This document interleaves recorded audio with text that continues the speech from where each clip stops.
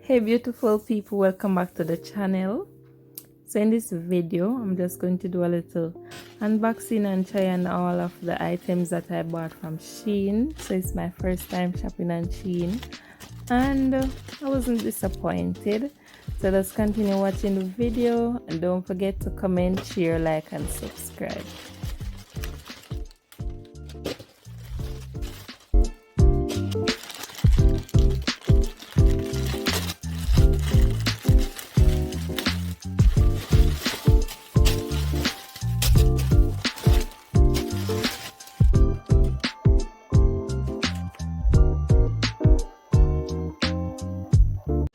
So I bought this black and white dress for church and the cost was $7.49.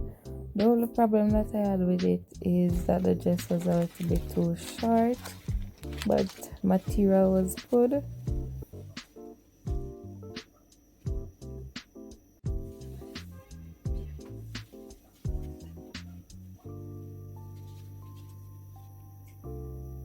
Also, I bought the shoes to go with the dress and the cost was $14.49. You can get it in different colors, however I choose the white to go with the dress.